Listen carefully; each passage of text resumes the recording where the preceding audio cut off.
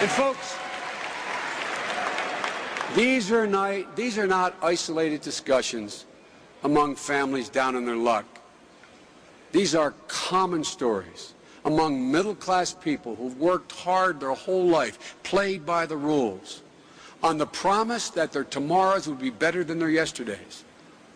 That promise is the promise of America. It defines who we are as a people. And now it's in jeopardy. I know it, you know it, but John McCain doesn't seem to get it. Barack Obama gets it, though. Like many of us in this room, like many of us in this hall, Barack Obama has worked his way up. He is the great American story. You know, I believe the measure of a man is not the road he travels, but the choices he makes along that road. And ladies and gentlemen, Barack Obama could have done anything after he graduated from college. With all his talent and promise, he could have written his own ticket to Wall Street. But what did he choose to do? He chose to go to Chicago, the South Side of Chicago. There in the South Side, he met women and men who had lost their jobs. Their neighborhood was devastated when the local steel plant closed. Their dreams had to be deferred. Their self-esteem was gone. And ladies and gentlemen, he made their lives the work of his life. That's what you do when you're raised by a single mom who worked, went to school, and raised 2 kids of her own. That's how you come to believe, to the very core of your being, that work is more than a paycheck. It's dignity. It's respect. It's about whether or not you can look your child in the eye and say, we're going to be all right.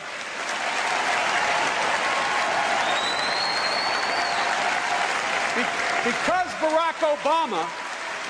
Barack Obama made that choice, 150 more children and parents have health care in Illinois. He fought to make that happen. And because Barack Obama made that choice, working families in Illinois pay less taxes, and more people have moved from welfare to the dignity of work, and he got it done. And when he came to Washington, John and I watched with amazement how he hit the ground running, leading the fight to pass the most sweeping ethics reform in a generation. He reached across party lines to pass a law that helped keep nuclear weapons out of the hands of terrorists. And then he moved Congress and the President to give our wonderful wounded warriors the care and dignity they deserve. You know, you can learn a lot about a man campaigning with him, debating him, seeing how he reacts under pressure. You learn about the strength of his mind, but even more importantly, you learn about the quality of his heart. I watched how Barack touched people, how he inspired them, and I realized he had tapped into the oldest belief in America. We don't have to accept the situation we cannot bear. We have the power to change it.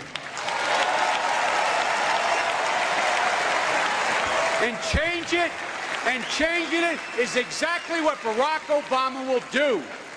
That's what he'll do for this country. You know, John McCain is my friend, and I know you hear that phrase used all the time in politics. I mean it. John McCain is my friend. We've traveled the world together. It's a friendship that goes beyond politics. And the personal courage and heroism demonstrated by John still amazes me. But I profoundly disagree with the direction John wants to take this country, from Afghanistan to Iraq, from Amtrak to veterans. You know, John thinks that during the Bush years, quote, we've made great economic progress. I think it's been abysmal. And in the Senate, John has voted with President Bush 95%, and that is very hard to believe.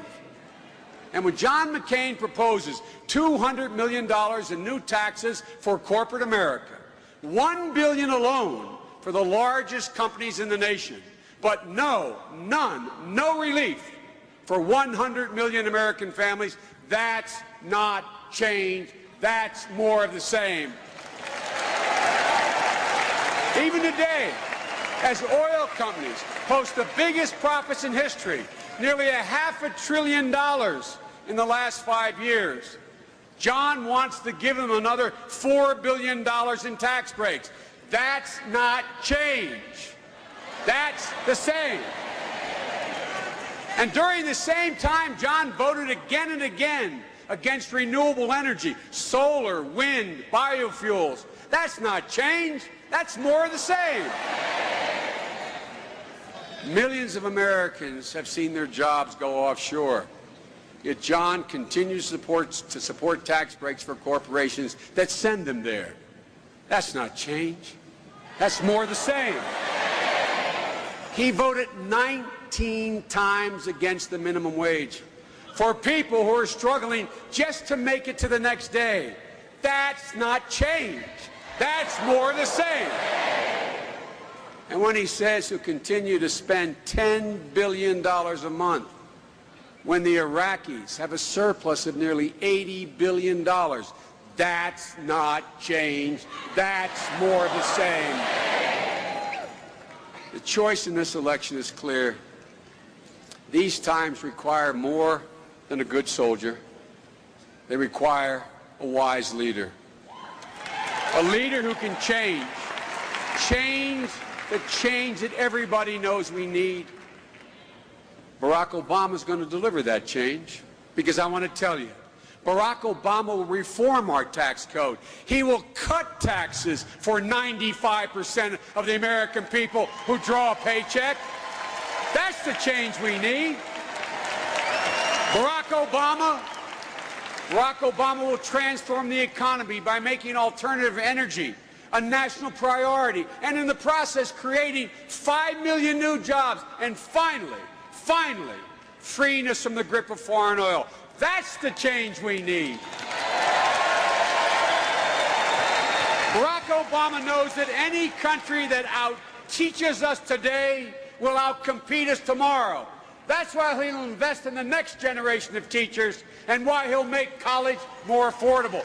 That's the change we need.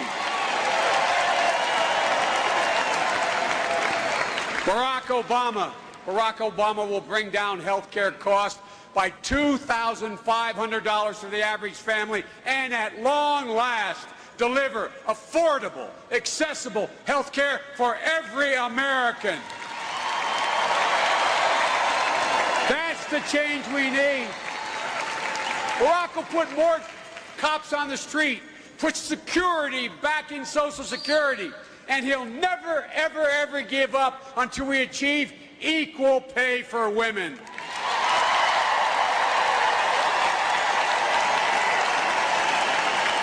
That's the change we need. And as we gather here tonight, our country is less secure and more isolated than it has been any time in recent history. The Bush foreign policy has dug us into a very deep hole with very few friends to help us climb out. And for the last